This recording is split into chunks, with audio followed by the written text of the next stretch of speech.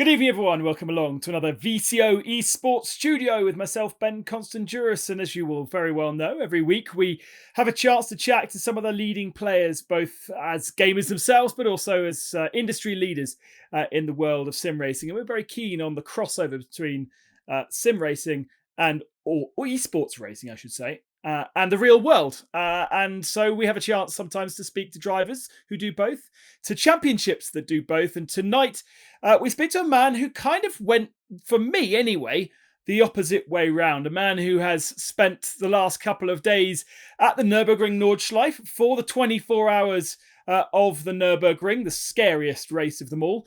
Sami-Matti Trogen joins us this evening, also a prolific sim racer. And Sammy, the first thing I must say to you is every time I see your name on an entry list, I love it because I love saying your name. It kind of bounces really nicely. How are you doing this evening? Nice. I'm really well, thank you.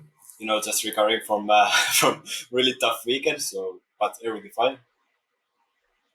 Sammy, look down at your camera for me so we can see your face rather than looking at the screen. If that would be grand. How much actual driving did you do, Sammy, in the 24 hours? I did overall the race was really short. It was cancelled after 6 hours, I think. So basically, we drove only 10 hours overall. So pretty normal stuff. It was I drove with the GT4 last year, so it was pretty similar this year. So the weather was what it was this year as well. We had huge fog after 5 hours of the race. So, and after that, it was cancelled basically. So did you get much driving time actually with you in the car? Not really. I only drove I think 3 hours overall, but I drove all the qualifying as well. So overall, I drove most of the guides what we had. So, but still only 3 hours. So it was not like normal 24-hour race. And how much do you use your sim racing to prepare for real world racing like that? Because the Nordschleife exists on many platforms, and it seems to be a pretty realistic replication of the real world track. Not that I've only ever done one lap, so I don't really know, but you're the man to tell us. Yeah, it's really close. I would not be this fast in real life if I would have not raced in iRacing Nordschleife this much. It's completely same. Of course, there's differences. In real life, the weather can be so different. The 50% of the track can be wet, completely wet, and then 50% can be completely dry. So this is the different. But the driving there in iRacing and R Factor is really close, really close. And how do you approach the real world lap after lap? Because most short tracks, that the track's going to be dry. Pretty much the condition, the grip change is going to be minimal. But at the Nordschleife, almost like a rally, I suppose, next corner to the next corner, you really always have surprises in a way that you might not even in sim racing. Yeah, it's really scary sometimes. Now in 24, we had a really heavy raining to start of the race. And then I drove second. And then it was mixed conditions. And we were it was not really slick weather. And it was not really wet tires, so we tried slicks, and I was really scared, to be honest, when I started my stint. But then somehow we were a bit lucky that the weather was getting better all the time. So, it's really scary sometimes because you don't know. Some part of the track can be completely dry, and then after that, you go to some corner, and then it's completely wet somehow. So it's Nordschleife is really special of them. I like that you say you're scared because I think many drivers feel it but don't admit it, especially around the Nordschleife, and I totally understand why you would be. You've got a really interesting path into the world of sim racing because actually real world racing came first for you, didn't it? Yeah, basically I drove. I have been driving in real life most of the time, and then 3 years ago, I started sim racing as a just to prepare for the races, and then I drove rallycross, and then I got a wild card place for rallycross championship in iRacing, and then I won that championship, and then I started to drive circuit racing basically. So that's how it started. So I have not been in sim racing that much. And you've said that you've kind of now focused very much on circuit racing, but Scandinavians love a bit of sideways, love a little bit of dirt and things like that. So do you miss the rallycross side of things? Yeah, sometimes. I like really rallycross, but at the moment, when I'm driving also circuit racing in real life, that's the one I want to do. And so it's also for real life stuff. So I want to do this just circuit racing, racing and sim racing overall. That's the most what I get benefit for real life as well. So I decided that this year. But before the rallycross stuff on iRacing, you were actually circuit racing before that, right? So you came through the kind of traditional routes that any young driver trying to be in Formula One would do so, right? Yeah, basically I did everything like that before. Also, I did the rallycross when I was really young. So I have done like both circuit racing and rallycross. Then basically I drove Formula 4 1 year, and then I drove rallycross after that 2 years. And actually, I drove some races when I was in F4 still when I was racing rallycross at the same time. So I have driven many things, but basically rallycross and circuit racing, but still like both in gravel and in asphalt as well. So I have quite a much experience of both in real life. And how did you know? How do you know that there was this world of sim racing that existed where you could compete as professionally as you would do in the real life in the virtual world? Yeah, I mean, this happened so fast when I was like 3 years ago. I just tested one sim, the guy who did simulators, and then I got into this sim racing world. I mean, I didn't know that I would be really this good in sim racing, but I'm now what I'm now doing. So I don't know. I just I was racing in real life, and then this team owner wanted me to race in the iRacing Rollercoaster World Championship, and then I was okay. I can do it. It's fine. And then I won the first race, and then I was okay. Maybe I can do good in this. So yeah, and then I won the championship. But then after that, suddenly everything came together, and I'm now with Williams and stuff. So yeah, everything happened so fast now in 1 year. That must have been incredible for you to be chasing the real world dream and desperately trying to find teams and kind of backing from manufacturers and things like that. To have Williams come and knock on your door, but not for the real world, but for the virtual. Yeah, that was amazing. When I got messages from Williams, that was like I wanted to go there. So it's really great team. I have been really lucky to be there, and my teammates are really great, and I really enjoyed to be there. Just as a name, Williams is really big, so I'm really proud to be there. And what does Williams as a team bring to you? Have you had a chance, for instance, to be at the factory, to be in their gym and things like that? Yeah, I mean, now with all the Corona stuff, it's difficult, but we have a plan that we go there and meet all the drivers. So I haven't met any drivers yet, so that would be nice. And this is the plan this summer, if it's possible with this Corona. So I hope it is. But Williams, they signed you as a rallycross world champion, but then it seems as though you've kind of transferred your ideology and skills into. Would I be right in saying you're mainly quickest in GT cars? Yeah, I mean, after rallycross season, I wanted to try something else, and I knew that I'm fast also in circuit racing, in iRacing, and so after that, I drove some races together with the Williams circuit racing guys. So, and my pace was good, so then they just decided that I'm part of their, like runner line in the biggest races, and then that's how it started basically. So and then yeah. How realistic is the rallycross side of things on iRacing? Because we speak to many racing driver, professional circuit racing driver, but it's actually very rare that we get a chance to speak about off-road stuff. And I imagine it's much harder to replicate off-road than on-road in simulator racing.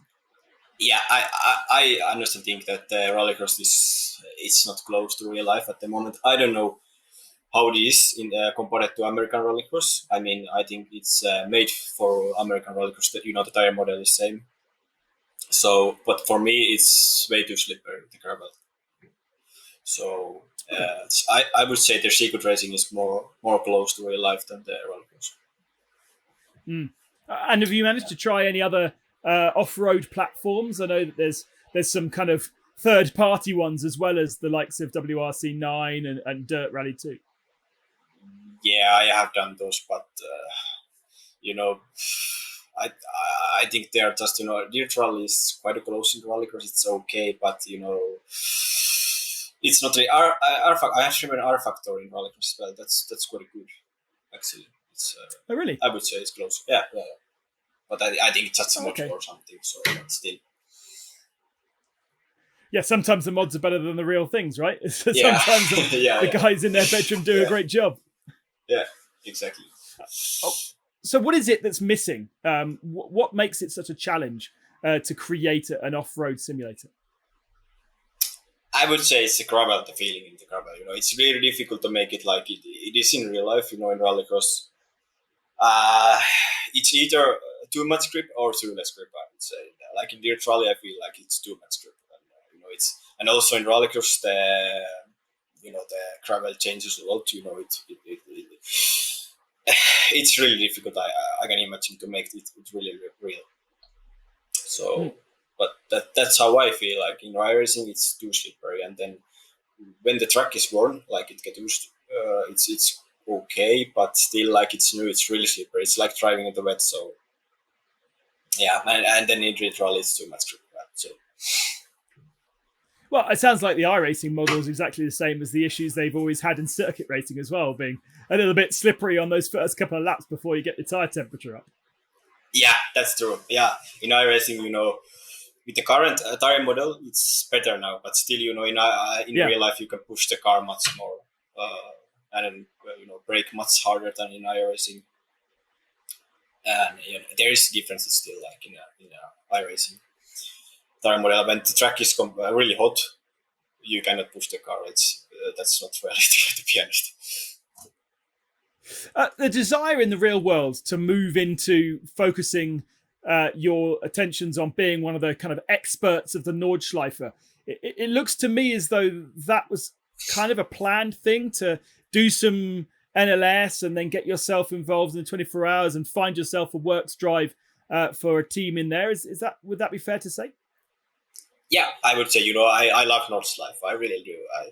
I love that place. I like to be there, so that was pretty clear for me that I want to be there. And also race. I was doing some testing with the Walkenhorst. Like my first test was like 1.5 years ago, and I like GT racing overall. And then when I like Nordschleife as well, that was pretty clear. I want to be there, so that was my goal all the time.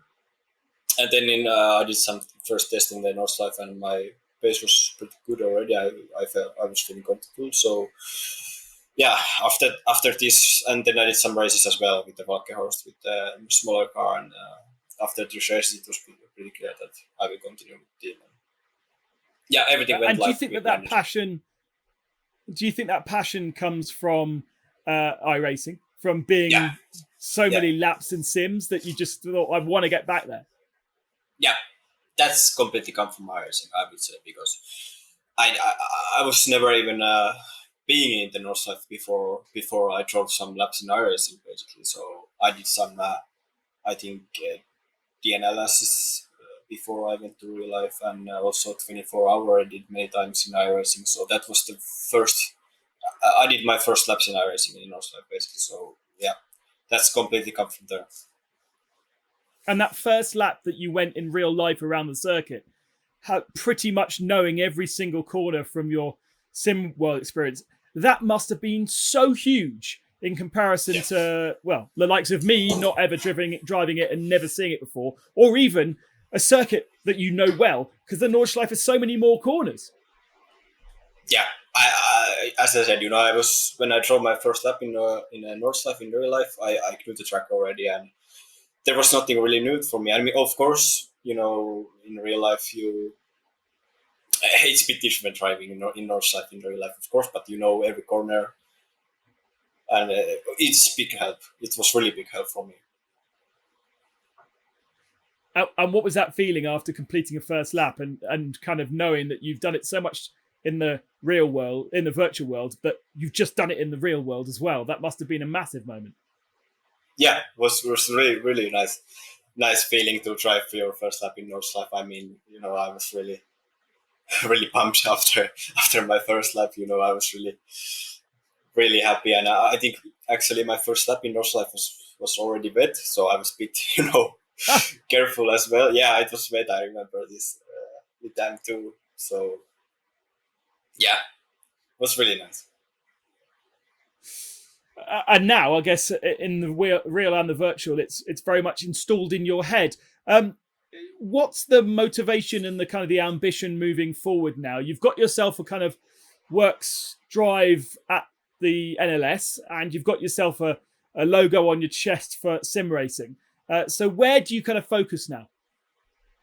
Yeah, we just, you know, continue to work with the team in real life, and then we see. I mean, we drive this year and try to improve and gain experience, and then continue next year as well. I mean, everything has been going like we planned it, so yeah. Then we see next year.